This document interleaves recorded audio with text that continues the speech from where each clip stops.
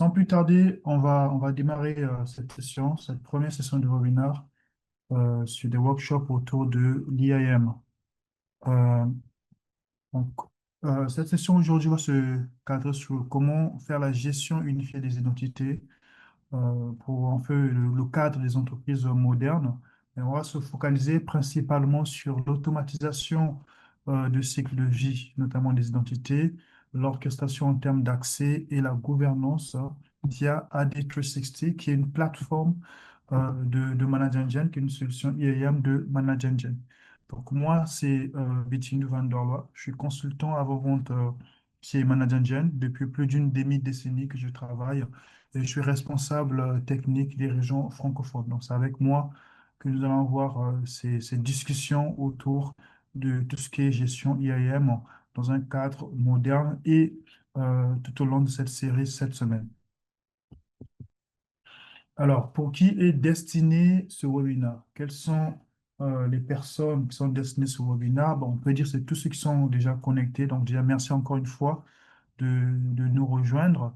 Donc, ce sont les administrateurs IAM et IT, un peu comme vous, les responsables sécurité et conformité, parce qu'ensemble, on va voir comment aussi énoncer tout ce qui est sécurité, comment améliorer notamment la conformité dans votre environnement, les responsables des environnements AD et aussi M365 avec ce monde qui va plus ou moins dans un cadre hybride, et aussi tout ce qui est les MSP, donc les Managed Service Provider, les consultants en gestion infrastructure au mode hybride. Ça, c'est un peu l'audience ou l'orientation, mais aussi hein, chaque entreprise qui a besoin des actions IAM. Les quatre points essentiels qu'on va voir, ou bien ce que je pense à la fin de cette session, ce qu'on va retenir à la fin de la session, c'est déjà comprendre les enjeux modernes de la gestion des identités, hein, et notamment en termes d'accès. Donc, pourquoi notamment une approche unifiée est indispensable dans un environnement hybride aujourd'hui? Pourquoi avoir une seule plateforme de gestion des identités? Pourquoi s'assurer que tout ce que nous avons comme logiciel, tout ce que nous avons comme appareil de gestion d'identité, nous avons besoin de communiquer, faire une communication fluide, avoir des environnements de gestion de l'identité unifiés. Pourquoi c'est important? C'est un peu ce qu'on veut retenir à la fin de cette session. Deuxièmement, on va découvrir notamment comment on peut automatiser le cycle de vie des utilisateurs. Aujourd'hui, on est dans un cadre où parfois c'est pas évident, parfois c'est pas simple de faire même l'approvisionnement d'un seul utilisateur. Ça prend du temps de faire la création d'un utilisateur, ça va prendre du temps de faire le déprovisionnement d'un utilisateur et encore là, si on va sur plusieurs utilisateurs en masse, mais si on va prendre, on va voir ensemble comment on peut automatiser ça avec les orchestrations derrière, la création, l'approvisionnement, même la mobilité hein, de tout ce qui est utilisateur, notamment le offboarding. Et par la suite, on va voir donc ce côté conformité, ce côté contrôle d'accès, hein, comment on peut donc apprendre à gouverner et à contrôler les accès efficaces, donc la capacité de créer les accès basés sur les rôles, la capacité d'avoir ce qu'on appelle les workflows d'approbation, notamment en termes des accès. Donc on va voir tout ce qui est autour d'accès, autour de rôles avec notre plateforme. Et le tout, donc, entre-temps, pendant qu'on présente, on va aller aussi sur les plateformes de démonstration pour vous montrer comment on va faire ces actions-là concrètement après la partie théorique. Mais avant tout, on va passer sur les faits. Donc aujourd'hui, plus de 80% des violations impliquent des informations d'identité compromises. Donc en fait, c'est juste pour montrer quelle est l'importance des identités. Hein. Donc la compromission des informations d'identité, c'est plus de 80%. Donc aujourd'hui, si mon identité est compromise, si mon compte est exposé aux cyberattaques, on va voir aujourd'hui, il y a un grand problème, il y a un grand risque et c'est 80%. Et d'ailleurs, c'est prouvé notamment avec NIST ou bien d'autres plateformes de cybersécurité, que la majorité des cyberattaques passent par l'humain. Et quand on parle de l'humain, on commence d'abord par l'identité humaine déjà, donc son identité en quelque sorte. Et du coup, c'est ça qui va nous ramener, ben, c'est quoi finalement l'identité, hein, et comment on peut exploiter ça. Donc, l'identité ici, j'ai retenu une phrase assez simple, c'est se refaire au présent. L'identité font référence aux représentations numériques de l'utilisateur. Ça peut être l'utilisateur, l'appareil, des applications ou services au sein d'une entreprise. À chaque fois qu'on a des ID numériques, ça peut être une identité numérique qui est exposée à des cyberattaques. Du coup, ça va permettre, vous, en tant qu'admin, de pouvoir gérer les contrôles, de pouvoir gérer les accès, hein, de tout ce qui est autour de vos identités. Donc, c'est un peu cette capacité que l'identité emmène, en quelque sorte. Alors, pour faire la nuance, en quelque sorte, donc l'écosystème d'identité, on a l'identité en soi, donc ça peut être, comme je disais, l'humain, ça peut être l'appareil, donc dispositif, ou encore applicatif et service. Donc, il y a ce côté identité en propre. Après, nous avons ce côté permission, donc comment gérer les permissions. Donc, chaque identité a une série de permissions qui va lui donner le droit d'accès à certains environnements et par la suite, les politiques de sécurité, comment énoncer les politiques de sécurité autour de ces permissions, autour de ces identités-là. Et enfin, l'idée, c'est que ces trois niveaux-là vont nous permettre d'avoir une meilleure gouvernance. Donc, ces trois niveaux, c'est ici là où nous aurons une meilleure gouvernance à la fin. OK? Alors, la nuance entre ces identités, comme je disais, on a trois types d'identités principalement qu'on va identifier, ouais, dans votre environnement. Donc, le côté humain, ça peut être un employé, ça peut être un sous-traitant, ça peut être un client, ça peut être un consultant externe, notamment. Si moi, j'arrive chez vous, je vais représenter une identité numérique sous forme type humaine, mais en tant que peut-être partenaire ou client externe ou encore sous-traitant. Après, il y a l'identité côté appareil, donc ça peut être un ordinateur, un mobile, un serveur, un dispositif sur Internet connecté, donc un IoT, ou encore pour le terminaison, donc tout ce qui est appareil, notamment connecté au réseau, connecté à votre infra, peut être aussi appelé comme identifiant. Pourquoi je souligne ça? On va voir juste après. Après, il y a le côté également applicatif, donc comment je peux gérer tout ce qui est application, comment je peux gérer les API, faire la gestion de scripts notamment, ou encore des microservices. Donc là, c'est un peu le focus du jour, hein. Et aussi, on vous invite à se focaliser sur ça, identifier déjà ces trois types d'identifiants, comme ça on aura une meilleure stratégie de protection pour ces identifiants-là. Alors, les défis modernes, notamment qui sont liés à l'IAM. Je crois que si l'un d'entre vous, en fait, au moins, vous avez au moins deux ou trois défis dans ce sens-là, l'idéal, ne pas avoir du tout. Mais on va constater qu'aujourd'hui, le défi se pose déjà sur la création manuelle des comptes. Donc, il y a ce côté, il y a pas mal d'entreprises, j'en vois encore jusqu'à présent, bon, pas par leur faute, mais parfois par manque d'information, ou bien par manque de maturité cybernétique qui crée encore des comptes d'une manière manuelle, ce qui est bien, ça peut être une stratégie, mais sauf que c'est soumis à des erreurs et ça prend beaucoup de temps. Notamment naviguer sur l'Active Directory, naviguer peut-être sur un environnement M365 pour faire la création de ces utilisateurs manuellement. Donc, ça, c'est un premier défi. Le fait d'avoir, moi, en tant qu'aujourd'hui utilisateur, je peux avoir plusieurs accès. Donc, je peux avoir accès côté applicatif, comme on a vu, je peux avoir accès aux besoins d'appareils et autres. Comment gérer cette multiplicité d'accès-là? Comment contrôler ces différents accès-là?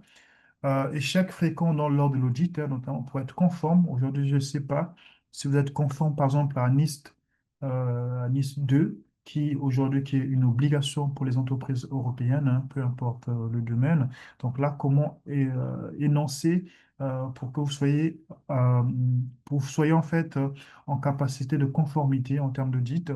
Donc, le peut avoir plusieurs identités, on a dit risques liés aux accès non gouvernés aux comptes dormants. Donc aujourd'hui, moi, vous avez, vous en entreprise, un, un employé qui quitte l'entreprise ou bien un utilisateur qui a plusieurs comptes, il a des comptes temporaires, mais ces comptes-là sont là, ils sont inactifs, enfin, ils sont dormants, toujours actifs, mais dormants. Comment détecter ça? Comment s'assurer qu'il n'y a pas de risques par rapport à ces comptes-là que les cyberattaquants en général exploitent? La difficulté de provisioning et des provisioning d'une manière manuelle. Donc, la capacité d'ajouter les utilisateurs ou bien de pouvoir les enlever dans votre domaine IAM, ce n'est pas toujours aussi fréquent. Et les conformités, notamment ici, comme on disait, une visibilité qui manque et une traçabilité, excusez-moi, par rapport aux conformités. OK?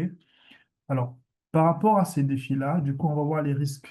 Donc, tout ce qu'on a vu les défis là, quels sont les risques, notamment par rapport à ça?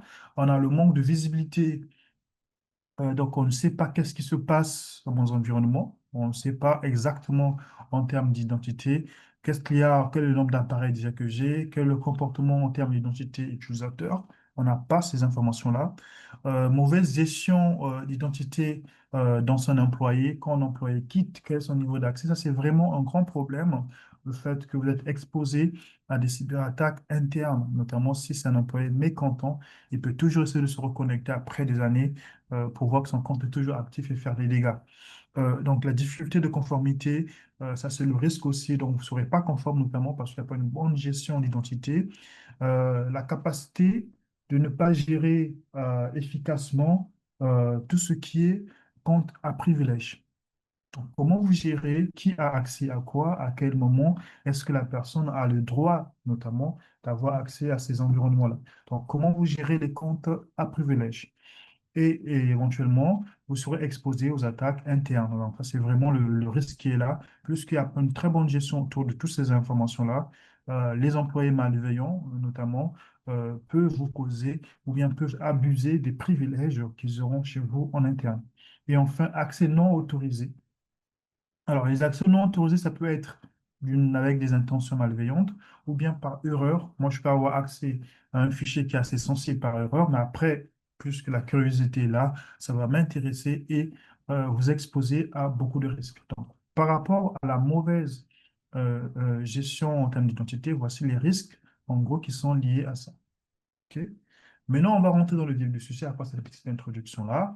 On va voir du coup comment on va répondre. On va voir donc les trois piliers qu'on va se souvenir aujourd'hui. On va voir comment répondre à ça. Donc, on va apporter nos mesures de solution. Premièrement, c'est cette capacité de faire une gestion unifiée, simplifiée des identités, notamment quand vous avez un environnement hybride. Alors, que vous ayez un environnement hybride ou pas, ça veut dire que vous ayez un processus 5 et l'AD ou pas, ou que vous ayez plusieurs bases de gestion d'identité, ça peut être même Google et tout. Donc, la première approche déjà pour pallier à ces challenges, pour supprimer les menaces, c'est avoir une gestion d'identité unifiée. Donc, la capacité de faire la gestion des utilisateurs, donc la création, la modification, la suppression d'une manière simple des utilisateurs, la gestion des groupes, les objets et groupes, l'administration, une administration déléguée, l'automatisation, la gestion de ces mots de passe, hein, ça peut être mot de passe côté appareil, donc objet computers, ou mot de passe côté identité humaine, ou encore un flux de travail que vous allez pouvoir personnaliser, l'intégration avec les solutions tierces, on va voir ça, et la gestion multi-domaine. Donc, la première approche, c'est vraiment cette capacité de recenser l'ensemble de votre environnement et l'avoir ici sur une forme de solution unifiée. D'accord? Donc, ça, c'est la solution première qu'on approche. Et on va voir du coup ce cas pratique. Donc, il y a une entreprise de la place qu'on va taire le nom. OK? Qui, donc ici, le grand, donc c'est une entreprise qui va se traiter avec des partenaires qui ont accès à plusieurs systèmes. Donc, ils ont des systèmes en local, à des natives, ils ont des systèmes en cloud, notamment avec M365 et d'autres données internes. Donc, chaque écosystème possède son propre processus de création de compte et permission. Et du coup, quel est le problème, comme on l'a vu? Le fait que ce n'est pas unifié. Donc, ça, c'est un cas pratique, hein. Ça arrive avec un client qui est maintenant satisfait. Donc, oui, le client a des managers M365. Il avait, si je ne me trompe pas, Google et d'autres environnements, notamment des ERP et ainsi de suite. Maintenant, sur les ERP, notamment ou encore les solutions de ressources humaines, ils avaient aussi des solutions des ressources humaines. Ils vont pouvoir définir des permissions sur Active Directory, ils vont définir des permissions. Du coup, il n'y avait pas une cohérence entre ces informations-là. Et du coup, il y avait ce retard, le fait qu'il n'y avait pas d'intégration, il y avait peu de fluidité et de synchronisation en termes de droit par rapport aux différents utilisateurs. Il y avait les risques de sécurité liés à la cohérence ou aux accès, en fait, en quelque sorte, et les difficultés notamment pour pouvoir auditer les applications et appliquer des politiques. Donc, ça, c'était le cas de figure. Donc, ensemble, on va voir la première partie démonstration. On va aller côté application. Donc, je vais venir ici. Ça, c'est la solution. Donc, vous allez voir que c'est en français, AD360. Mais aujourd'hui, le modèle qui nous intéresse, c'est le modèle AD Manager, donc Active Directory Manager. Donc là, on est sur côté table de bord, mais on va revenir dessus. Mais déjà, on peut constater là, en termes de gestion, si je viens ici, paramétrage, nous avons la capacité de associer dans une seule plateforme l'Active Directory natif, donc qui est en local, M365. Ici, Google Workspace, si on peut faire l'intégration, on peut intégrer ça avec Google Workspace, et la capacité aussi que nous aurons à ajouter d'autres applications tierces. Donc, vous voyez qu'il y a une fluidité en termes applicatifs. Déjà, le tout, hein, c'est de le gérer ici. Donc là, c'est des applications tierces, ça peut être des applications des ressources humaines ou des applications qui vont profiter directement aux utilisateurs. D'accord? Donc, ici, l'idée, c'est s'assurer déjà d'avoir cette consolidation. Le fait que je vais intégrer ici, on va prendre un cas, on va prendre un premier cas, on va prendre le cas où je vais pouvoir faire le provisioning. C'est-à-dire, quand l'employé arrive, moi, je veux l'ajouter, je veux le créer dans mon entreprise. Ça, c'est le premier cas qu'on va prendre. Alors, pour ce faire, je viens côté gestion. Ici à ce niveau-là, d'accord? Donc là, vous allez voir qu'en termes de gestion, j'ai la capacité de gérer, comme on a dit, identité utilisateur, ordinateur ici, en gros, tout ce qui est objet autour de l'Active Directory. OK? Ce qui est intéressant aussi, je peux faire même la migration, hein. Donc, je peux migrer, si vous avez deux Active Directory, je peux migrer entre deux différents AD. J'ai la possibilité de le faire. J'ai aussi la possibilité, les actions que, en général, ces actions ici, c'est des actions qui sont difficiles à faire avec l'Active Directory native. Donc ici, je peux faire ces actions-là d'une manière, je peux dire, automatique en passant par du CSV ou bien d'une manière en masse, hein, bulk action. Alors, si je reviens sur mon code d'utilisation, donc ici, l'idée, c'est créer l'utilisateur. OK? Donc, pour faire la création d'utilisateur, ça peut être plusieurs utilisateurs. La première étape, c'est créer sur un modèle. OK? Donc ici, on va faire la création d'un modèle. Je vais venir là. Voilà. Je peux ici ajouter, donc je vais finir ça, glisser-déposer. Donc activer le glisser-déposer, c'est pour pouvoir euh, ici configurer le modèle. Donc j'ai la possibilité de faire un modèle aussi simple que ça. C'est-à-dire que si je n'ai pas besoin de cet attribut-là, je peux tout simplement, je vais venir là, l'enlever, supprimer, il va s'ajouter ici. Donc, si je mets OK, il va s'ajouter ici. Donc, je peux personnaliser ce modèle-là, ici à ce niveau-là. Mais surtout, ce que j'aimerais que vous reteniez votre attention, c'est que quand je personnalise ici, vous voyez, j'ai la possibilité de configurer côté Exchange. J'ai aussi la possibilité, attendez, je vais vous montrer ça autrement, sur une autre plateforme. Je vais venir, ça c'est en anglais, mais juste vous montrer la capacité unifiée parce que ici, c'est configuré. Ça ne devait pas prendre du temps, juste quelques secondes. On va configurer ça ici et puis on va repartir sur la plateforme en français pour plus de fluidité. Mais ici, il y a un peu plus de configuration. Alors, je vais venir là, gestion comme j'étais. Je vais créer le modèle. Souffrez pour quelques instants, ce sont en anglais. Alors, je vais venir faire la création d'un modèle. Voilà. Alors, pendant que je lance la création d'un modèle, ce que j'allais vous montrer, c'est qu'on peut intégrer, notamment avec les différentes plateformes. Donc, cette notion unifiée déjà, même en termes d'approvisionnement, pendant que je suis en train de créer le modèle, j'ai la possibilité de le faire, hein, de créer un modèle où j'ai ce côté unifié. Vous allez voir qu'on aura la possibilité déjà, par exemple, d'affecter déjà les licences, de définir tout ce qui est accès. Donc, c'est ici que je parle. Donc, on était là, je vais activer la configuration.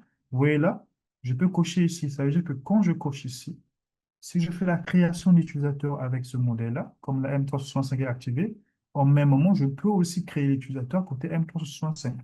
Il y a ce point-là déjà. Quand je viens là, vous voyez, donc j'ai la possibilité là de créer même les accès Teams.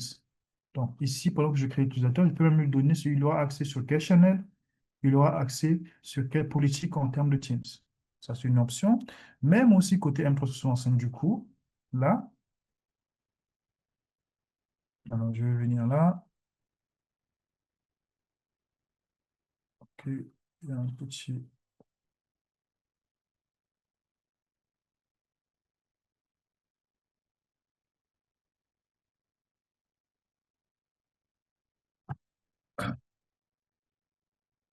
Excusez-moi, il y a un petit bug.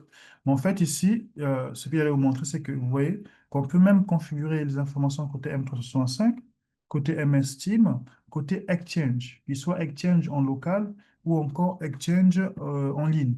Donc ici, si je reviens sur nos plateformes euh, francophones, on va revenir sur la plateforme en anglais.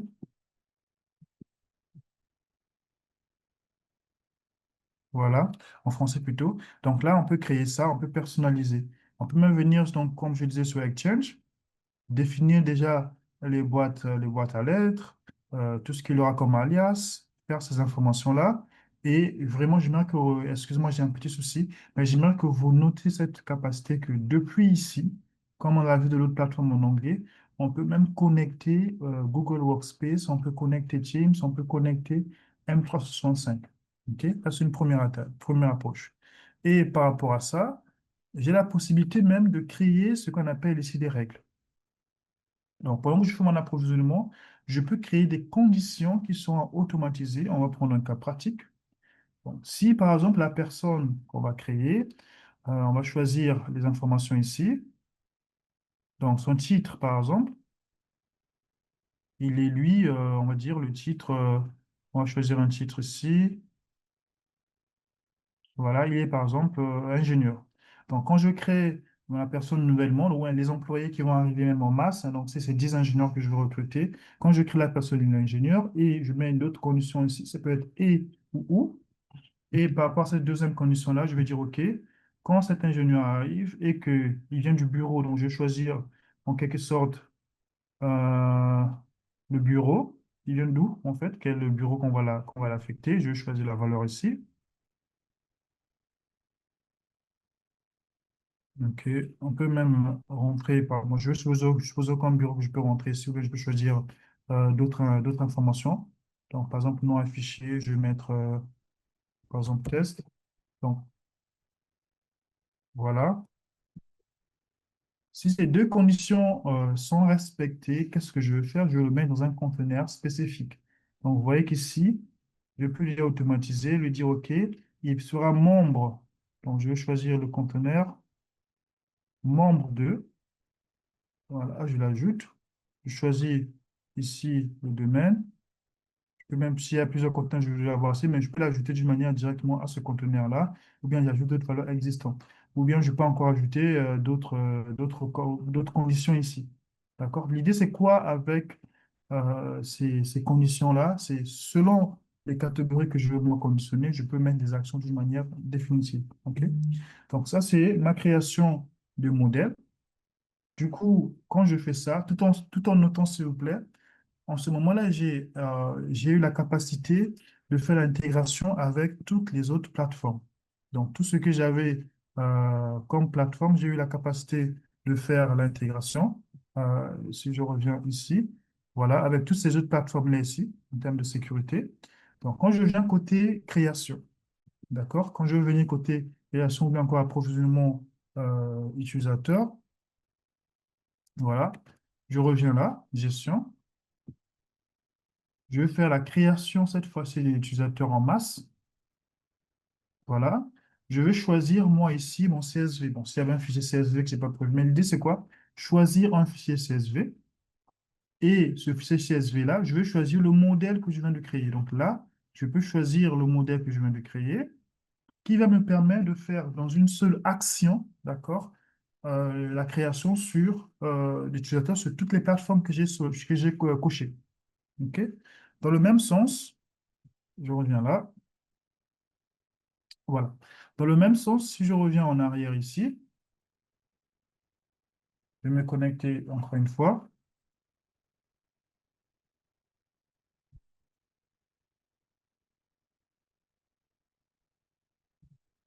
Un instant. Voilà. Dans le même sens, si je reviens en arrière là, pardon, OK. J'ai la possibilité, si vous voyez, Donc, de faire par exemple, ici, je peux réinitialiser le mot de passe en un clic. Je peux ici autoriser tout ce qui est accès interdit. Je peux faire la modification des utilisateurs. Et ces actions que je peux faire ici, je peux aussi le faire sur M365. Parce que là, l'autre plateforme, il y a un petit problème. Mais je peux se le faire sur M365. Je peux se le faire sur Active Directory, donc sur tout ce qui est AD Audit. Donc ici déjà, c'est avoir ce côté unifié là. Je vais juste résumer. C'est avoir ce côté unifié, c'est faire ces actions d'une manière assez simple, notamment en ayant ici des modèles d'utilisateurs derrière et pour pouvoir créer des actions sur plusieurs plateformes à la fois. Ça, c'est première approche, premier aspect. D'accord? Ou encore première solution, comment je peux unifier en tout cas tout ce qui est identité. Hein, vous allez voir, je vais quand même essayer encore une dernière fois avant de repartir pour voir si cette fois-ci la plateforme passe. Ok.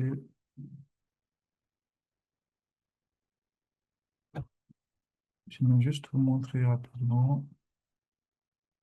Ok, là, il y a un problème. C'est pas grave. On va continuer avec l'autre plateforme. Voilà pourquoi on a mis d'ailleurs deux plateformes. Ok.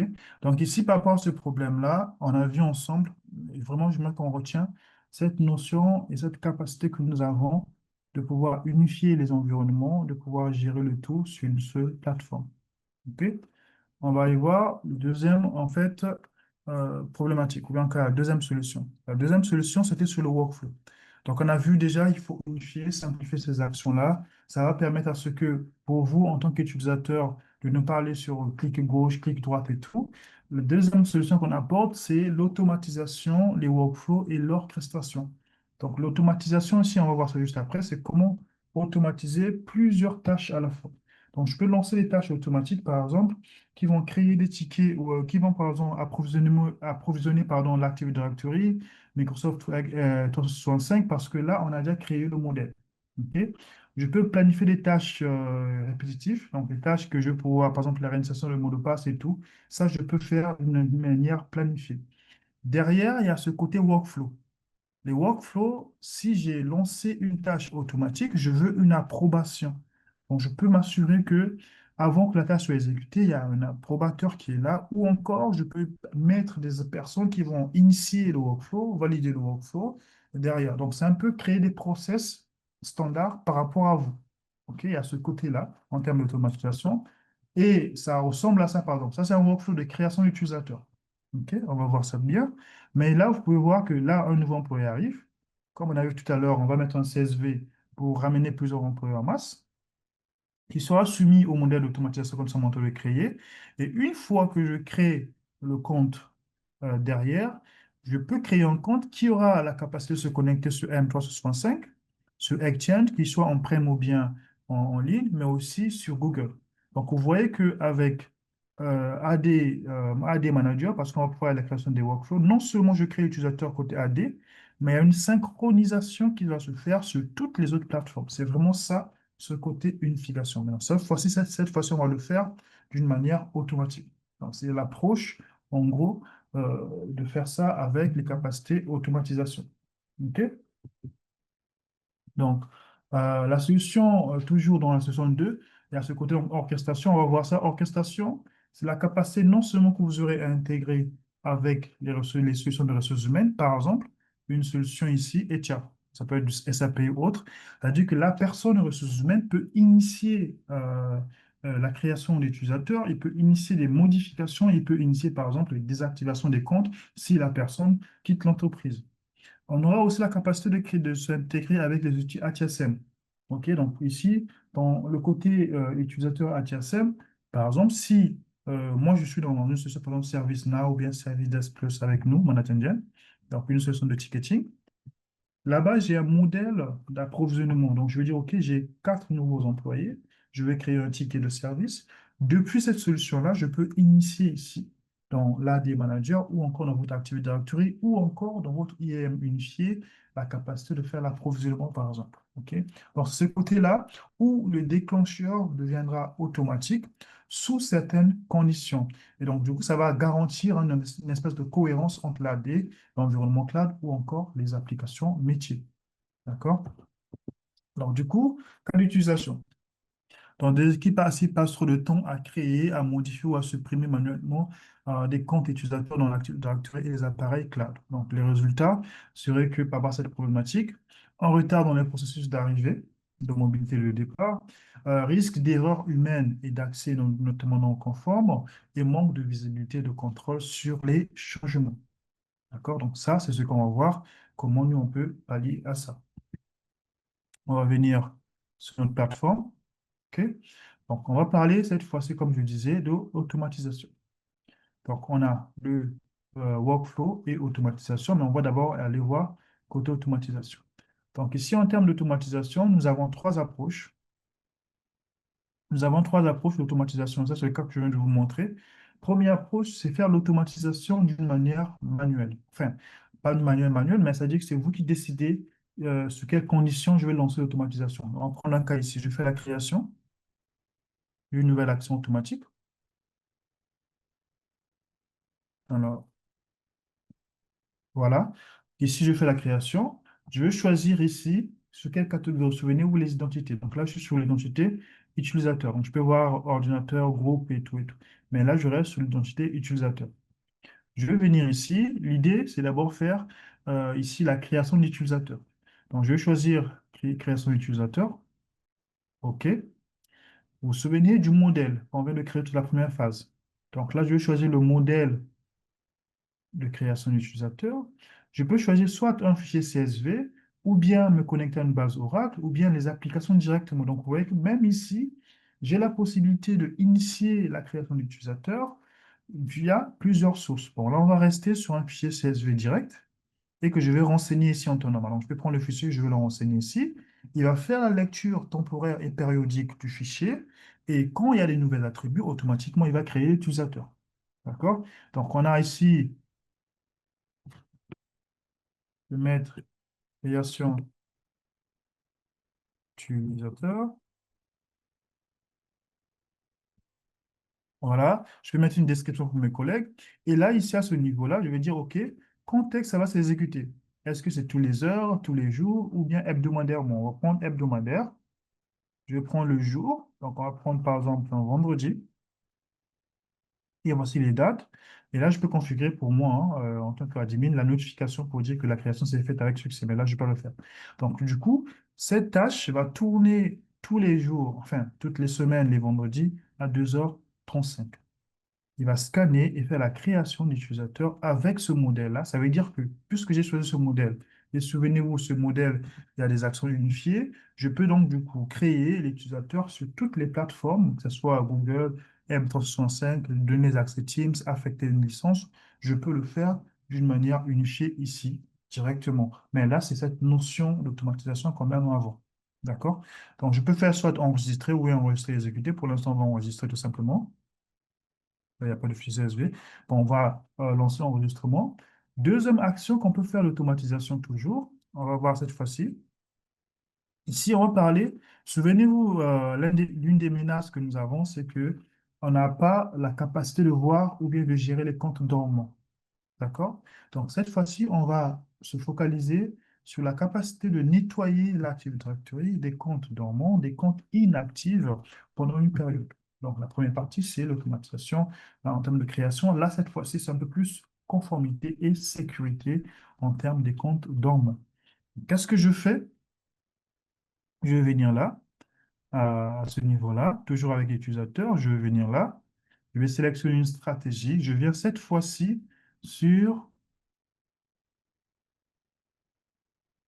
Attendez. Voilà, je sais la stratégie.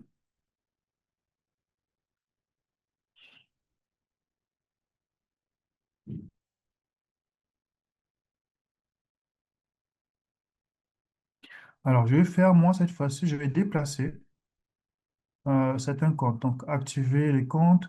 Voilà. Pour l'instant, je vais faire une désactivation. Non, je vais faire déplacement des utilisateurs. Donc là, je vais venir là. Je vais cliquer sur déplacer.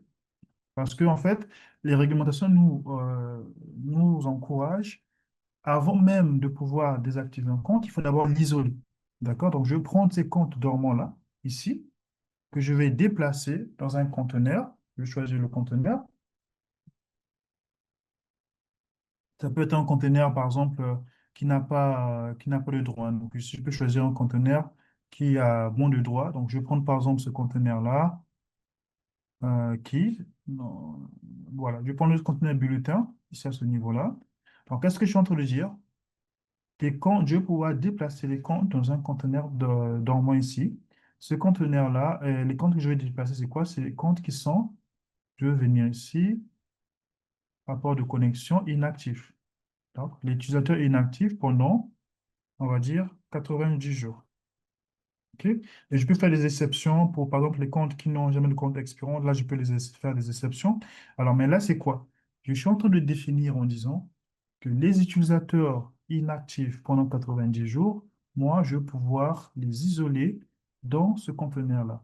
Et encore une fois, cette tâche, je peux la lancer comme tâche. Je vais lancer hebdomadairement chaque vendredi, comme tout à l'heure. OK? Donc, c'est cette capacité que vous aurez déjà à s'assurer. Vous voyez que c'est une tâche qui va tourner à vie en quelque sorte. À chaque fois qu'il va voir les comptes inactifs pendant 92 jours, il va les isoler. Et après, si je le souhaite, notamment, je peux également, je peux également les effacer ou donc les désactiver. Donc, ça va dépendre de moi. OK? Donc, il y a cette action-là ici. Et comme je disais, c'est les automatisations que moi, je vais pouvoir lancer, que je vais pouvoir générer au fur et à mesure. OK? Alors, autre forme d'automatisation qu'on peut avoir, donc là, c'est l'automatisation. Je peux aussi venir ici. Ça, vous vous souvenez, c'est ce qu'on appelle l'orchestration. Donc, si en termes d'orchestration, l'idée, c'est quoi? Je vais vous montrer le modèle. L'idée, c'est quoi en termes d'orchestration? C'est à vous, cette fois-ci, de créer une espèce de logique. Donc, le client va faire un design d'une espèce de logique pour dire, OK, moi, mes opérations logiques, c'est quoi? C'est par exemple, s'il y a un délai par exemple, de création, je fais glisser-déposer. Je peux donner une période spécifique, par exemple de 60 secondes. Donc, à chaque fois que j'ai un délai, par exemple, de 60 secondes à la création, qu'est-ce que je peux faire sur la D, par exemple? OK? Donc, si j'ai plusieurs options, je peux, par exemple, modifier l'utilisateur. Donc, je vais mettre drag and drop. Je vais lancer la modification d'utilisateur. Donc, je vais voir, par exemple, ici, modèle utilisé en termes de modification. On peut voir ici. Je vais rentrer les informations des actions que je dois faire. Je vais mettre ici en haut OK. C'est vraiment quoi l'idée de l'orchestration? C'est que c'est vous qui allez faire le design des actions automatiques selon donc les actions que je peux mener sur l'AD, selon les actions que je peux mener autour des utilisateurs, les actions sur Exchange, même les actions sur l'environnement cloud, donc M365 en fait. Vous voyez que je peux supprimer, par exemple, si l'employé quitte l'entreprise, donc je vais détecter que l'employé n'existe plus, je peux supprimer ses accès ou encore ses licences. Comme ça, je libère les licences. D'accord? Donc, c'est les actions que je peux mener ici à ce niveau-là. Ça, c'est le cas de l'orchestration, où je vais créer des actions d'orchestration. Troisième capacité d'automatisation, et la dernière, c'est que si on aura la possibilité là, ok, voilà, comme je disais, d'intégrer avec plusieurs outils. L'avantage d'intégration, on va prendre cet outil-là, c'est que depuis la solution ressources humaines, la personne a la capacité de faire, donc du coup, ce qu'on appelle les actions. Je vais vous montrer. On va changer de solution. Alors, 0, 0, 0. Je suis en train de chercher une solution HR de chez nous. Voilà, 0 people. Voilà. L'avantage, par exemple, une fois on a fait l'intégration, vous voyez toutes ces actions-là. Donc, les ressources humaines peuvent mener ces actions-là. Création d'utilisateurs, désactivation des comptes et tout. Les ressources humaines, eux, ils peuvent, en quelque sorte, mener toutes ces actions il est ici là, d'une manière unifiée et en quelques clics. Donc, c'est vraiment l'avantage que nous avons une fois que nous avons cette intégration. Donc, ça, c'est l'intégration qui est basée sur les API derrière qui vont se déclencher sur certaines actions d'une manière directe. D'accord? Donc, là, c'est les trois actions automatiques que nous avons vues. Je vais résumer ce qu'on a vu pour l'instant. Donc, on aura la capacité de faire l'automatisation par une espèce de stratégie d'automatisation ici. On aura la possibilité de faire ce qu'on appelle les orchestrations, comme nous avons vu ça à ce niveau-là. Donc, les orchestrations, c'est quelque chose qui peut ressembler à ça. J'avais déjà créé ça ici. Vous pouvez désactiver un compte, supprimer, ou notifier la personne, même créer des webhooks derrière. C'est vraiment ça la notion. Et enfin, l'intégration avec les solutions qui existent hein, pour pouvoir déclencher les informations depuis ces solutions-là et ces actions vont se repérer, vont pouvoir être constatées dans votre AD. D'accord? Ou encore les plateformes IAM unifiées. Maintenant, à côté, souvenez-vous, on a parlé de workflow. Donc, la notion de workflow, du coup, qui est à côté ici, c'est cette capacité que vous aurez à pouvoir, là, en termes de workflow, dire qui va être le demandeur, donc qui peut initier les demandes, qui va exécuter ces demandes-là, qui va approuver notamment donc les approbateurs, et ici, qui va examiner pardon, les demandes, et ici l'exécuteur. Donc la notion du workflow, c'est dire que même quand une tâche, par exemple, est automatique, je peux soumettre cette tâche à un workflow pour que avant, en amont, il soit validé en quelque sorte. Donc le workflow, vraiment, c'est, par exemple, là, si je vais choisir l'exécuteur, je vais venir configurer ici choisir parmi les administrateurs que j'ai qui peut exécuter la tâche. Donc là, je peux créer ces personnes-là qui sont capables de pouvoir exécuter la tâche. Donc, c'est cette capacité que nous avons côté workflow. Donc, workflow va de pair avec les actions d'automatisation et ils ont besoin d'être validés. Là, je passe par le workflow pour lancer la validation de ces actions. OK? N'hésitez pas à écrire des questions. Il y a une dernière partie où on va faire questions-réponses avant la fin. Alors, on va voir le troisième point finalement, la troisième solution qu'on vous propose ici. Voilà. Troisième solution, c'est ce qu'on appelle role-based, enfin, politique d'accès basée sur les rôles. Donc là, c'est s'assurer que la personne qui va se connecter ou la personne qui va avoir accès à votre environnement IAM, qu'il soit hybride ou pas, est-ce qu'il a les bons droits? OK? Comment faire la supervision de ces droits-là? Comment faire la conformité de ces droits-là? Donc, c'est vraiment gérer les accès par rapport à la bonne personne, au bon moment, au bon endroit, avoir ce qu'on appelle les campagnes de certification, on va voir ça juste après, mais aussi derrière les conformités, hein, notamment avec les rapports d'audit. Mais c'est s'assurer que c'est la bonne personne qui a accès à la bonne ressource. OK? Donc ici, on va voir une entreprise qui est en pleine croissance, qui gère des environnements hybrides composés de plusieurs applications, donc on reste dans le même contexte. Mais ici, le défi, en fait, c'est mettre en place un modèle de gestion d'identité des accès qui garantit en fait une attribution de cohérence de droits, donc une attribution de droits qui sont assez cohérents, une visibilité complète sur les permissions et une conformité totale aux exigences de réglementation ou de réglementaire. D'accord? C'est vraiment l'approche ici et du coup, on va aller voir comment on peut répondre à ce besoin-là. Je reviens côté solution. Donc là, nous avons notre environnement. Cette fois-ci, on va aller sur deux choses. D'abord, ici, la délégation. Tout en sachant que la solution soit AD Manager ou encore AD Trusted Seek, la plateforme unifiée, pour se connecter à cette solution, on va avoir ce qu'on appelle les droits. Donc, c'est ce qu'on appelle les différents rôles hein, qu'on va donner pour se connecter à la solution avec des MFA derrière et tout. Donc, ici, quand une fois que je me suis connecté, qu'est-ce que je peux faire comme action? Donc là, en termes de délégation, c'est une notion qui est très intéressante. Je vais d'abord créer ici des rôles. Ok, donc, il y a plusieurs rôles ici prédéfinis, mais je vais créer une simulation de création d'un nouveau rôle. Vous allez voir que c'est assez granulaire. C'est dire, OK, par exemple, je veux dire, si je coche ici, donc, si je coche ici et je donne par exemple ce rôle-là 007, la personne aura le droit de faire toutes ses actions de gestion sur l'AD. Donc, la création, la modification, en gros, il sera gestionnaire hein, de l'administrateur via le gestionnaire de l'AD via cette plateforme-là en tant qu'admin. D'accord? Si je décoche par contre ici, je peux dire OK, il va se connecter. Donc, je vais décocher. Je vais dire, il va se connecter. Par contre, ce qu'il peut faire, c'est la modification. Là, tout simplement, et par exemple la création d'utilisateurs, mais pas plusieurs utilisateurs à la fois. Donc, je peux personnaliser en quelque sorte ce rôle. OK? Je peux aussi lui dire, s'il vient sur M365, donc l'environnement hybride, qu'est-ce que la personne peut faire côté M365? Est-ce qu'il peut faire la création des règles MFA et tout et tout? Donc, j'ai la possibilité de lui donner ce rôle granulaire. Bon, supposons que la personne ne va faire que de l'audit. Donc, je vais donner le rôle sur tout ce qui est audit. Je vais choisir ici sur tout ce qui est rapport. Donc, il va se connecter, il aura la capacité de voir les différents types de rapports. Par exemple, ici, sur les utilisateurs, il va venir sur l'AD et la capacité de se faire des rapports reporting sur tout ce qui est rapports généraux ici, à ce niveau-là.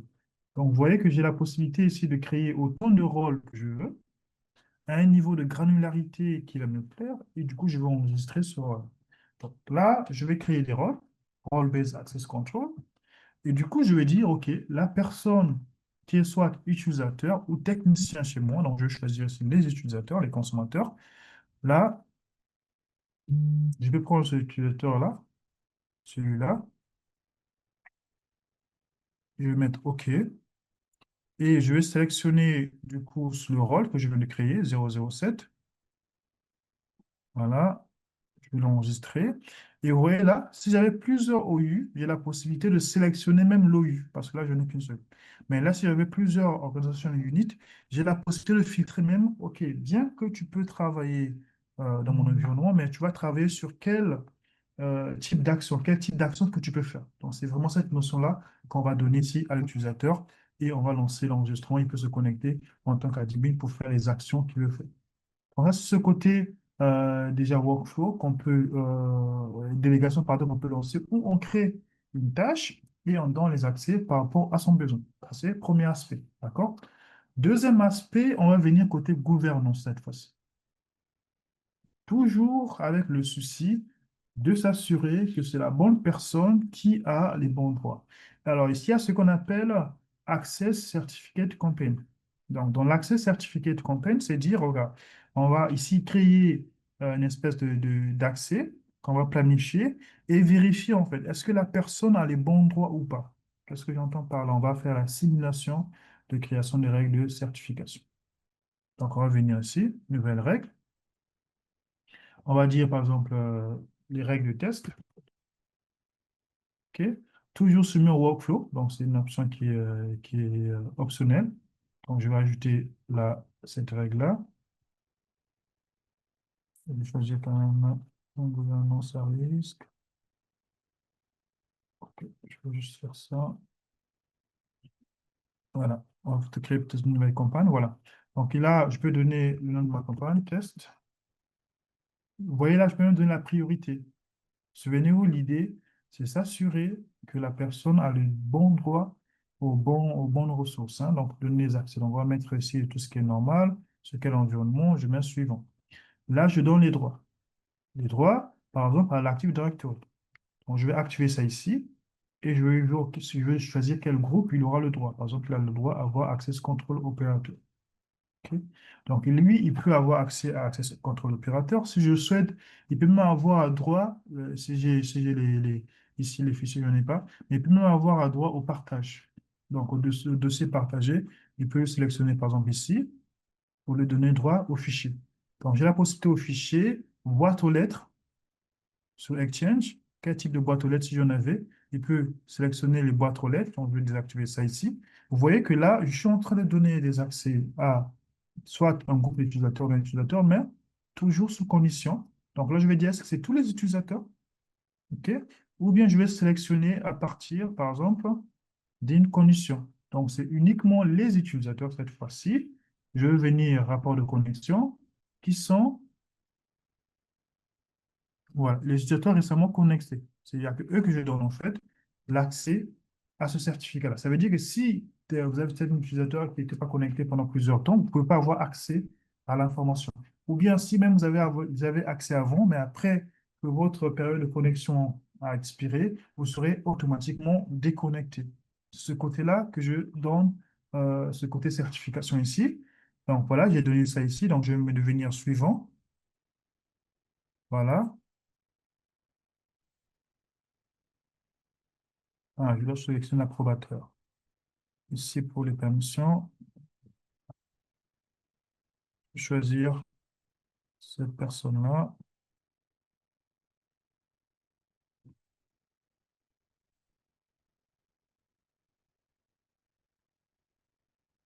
OK. Voilà. Et là, je vais lancer le certificat. Ça, c'est le certificat. En fait, là, c'est les prérequis ou bien les règles de certificat. Donc, je vais pouvoir choisir juste celui-là en tant qu'administrateur. qui va valider. Je choisis la date de la création et je dis que, OK, ça ne va pas tourner, ou bien je vais mettre même une date de fin et je vais mettre suivant. Je vais pouvoir réviser les paramètres, le rendre, ça sera obligatoire pour moi. Et là, une espèce de récapitulatif de certificat. Donc, le certificat de campagne, je vais résumer. Cette capacité que vous aurez à voir, est-ce que cette personne est certifiée ou encore dans un français plus simple, est-ce que cette personne a le droit, hein, de se connecter à mon environnement? C'est vraiment ça la notion de certificat de campagne. Et donc, du coup, par rapport à ces personnes qui vont se connecter, j'ai la possibilité aussi de voir ce qu'on appelle un espèce de score de risque.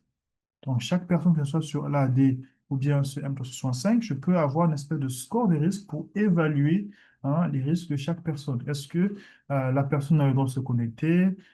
Quel est son niveau de risque? Et si on peut aller plus loin, excusez-moi pour ça, les données existaient jusqu'à quelques temps, on peut même aller sur ce qu'on appelle un surface d'attaque ou encore chemin d'attaque. Quel est le niveau d'attaque ou bien quel est le pattern d'attaque que ce compte est exposé par rapport à son niveau de certificat. D'accord? Donc, il y a vraiment cette notion-là. Et on va terminer sur une chose. On a parlé de ça, des rapports. Donc, ici, derrière, il y a des rapports de conformité, hein, que je vais vous montrer.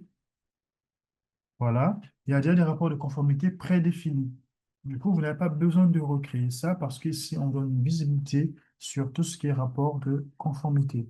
Autour des rapports de conformité, nous avons aussi des rapports, notamment des permissions MTFS, donc tout ce qui est permission. Il y a aussi des rapports de sécurité. Vous vous souvenez, moi, je vais avoir une idée complète sur l'utilisateur, qu'est-ce que l'utilisateur fait, quel type de permission. Donc, si par exemple, je viens ici, voilà, je peux chercher un compte. On va prendre par exemple celui-là. Je vais mettre OK. Et je peux générer une espèce de rapport pour voir, OK, ce compte-là rose, ou à quel type d'accès. Donc là, on va lui dire, OK, voici les objets qu'il a accès, voici le domaine dont il a accès. Donc pour jusqu'à jour, il n'a pas encore été activé. Je vais changer donc du coup de compte. Je vais prendre le tout. Ça vous donne de quoi je parle. Donc, ça, c'est un rapport assez intéressant, mais c'est pour vous donner une vue complète de chaque compte, de chaque compte, chaque utilisateur, mais quel est leur niveau d'accès et tout. Vous voyez là, on va voir les personnes du domaine, le nom du système directement. Et ici, je peux voir sur quel objet qu'ils ont. Donc là, par exemple, ils ont accès à un conteneur. J'ai une espèce de visibilité ici, à ce niveau-là, sur chaque compte, chaque utilisateur. Quel est le niveau de permission? Je peux même ici venir faire créer une espèce de filtre. Voilà. Ici, je peux créer une espèce de filtre où je vais ajouter ou bien supprimer des colonnes. Notamment, je vais mettre ici guide objet. Voilà, je vais pouvoir le mettre là. Et nom complet du domaine. Je vais le mettre là. Et je vais mettre OK. Je vais avoir plus d'informations. Donc ici, l'idée vraiment, c'est que j'ai une visibilité complète de chaque compte, quel est le niveau de contrôle qu'il a, tous les contrôles, ainsi de suite. Donc on a ce côté rapport qui vous donne une visibilité et même les rapports d'audit. Donc ici, quand on a la délégation, là, je peux voir les rapports des administrateurs. Donc ceux qui sont admins, quelles sont les actions? Vous voyez là, tout à l'heure, c'est moi. Donc la création et toutes les modifications, tout ce que je fais en tant qu'administrateur, je peux capter ça. D'accord? Donc, pour résumer tout ce qu'on vient de dire, jusqu'à présent, on va repartir côté PPT. Voilà. Pour résumer tout ce qu'on vient de dire, euh, l'approche, ou bien par rapport à ces problématiques que nous avons vues, on aura la capacité avec AD 360, donc le management engine, de pouvoir gérer les informations ou bien de l'IAM d'une manière unifiée et simple, de pouvoir automatiser la majorité des actions pour pouvoir gagner en temps, pour pouvoir simplifier les opérations, pour que rien ne vous échappe. Donc, on aura l'automatisation, on aura les orchestrations, on aura tout ce qui est autour de workflow également. Et enfin, on a la capacité de pouvoir gérer les accès, gouverner les accès, donner les bons accès à la bonne personne. Et ce que vous voyez à votre écran avec AD360, ce sont les différents modules. Par exemple, demain, on va se focaliser principalement sur l'environnement M365 qui est le côté cloud. Mais là, on voit les différents modules. Donc, demain, ça sera plutôt M365, mais après, demain, on va toucher un peu à l'audit, donc tout ce qui est auditing et tout, avec du AD Self-Service, mais c'est cette notion-là, en fait, d'avoir une plateforme unifiée pour pouvoir gérer votre IAM. D'accord? Donc, c'était tout pour nous. Euh, je vais laisser, il nous reste quelques minutes, peut-être 5 minutes. S'il y a des questions, n'hésitez pas à soit écrire dans le chat, ma collègue va les voir. Il y a aussi ce côté où il y a un pool. Donc, ma collègue va vous lancer juste rapidement, on va faire juste un feedback pour que vous nous donnez votre ressenti par rapport à ce webinaire. Qu'est-ce qu'il faut améliorer, qu'est-ce qu'il faut changer. Est-ce que vous avez des questions? Des questions, juste oui ou non. OK. OK. Juste quelques secondes, ma collègue va vous lancer s'il n'y a pas de questions. Après, vous pouvez aussi les poser après, même en off. Voilà, il y a le pool qui est là. Donc, n'hésitez pas à répondre. Sentez-vous libre, donnez un feedback honnête. Ça devait être rapide. Est-ce que vous voyez tous le pool? Euh, ce côté feedback?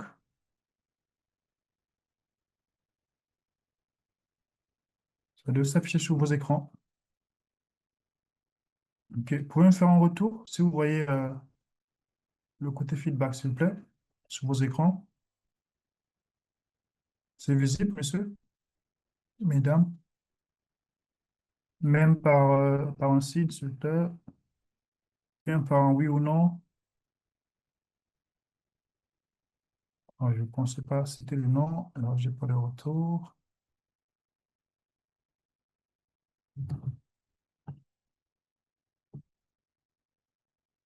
Ah, OK. OK. Donc, ça, les personnes ont ça.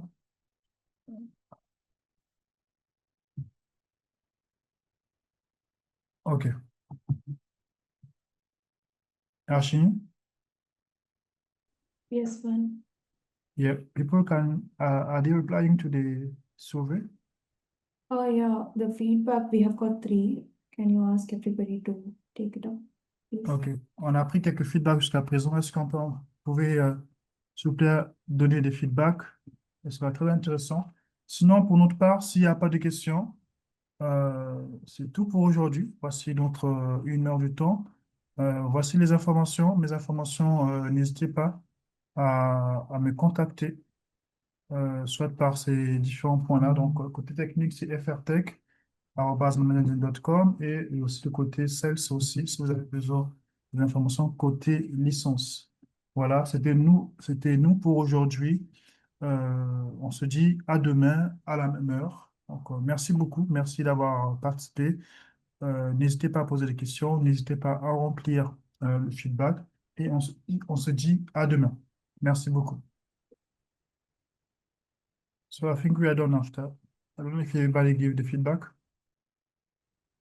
Shall I end the poll? Yeah.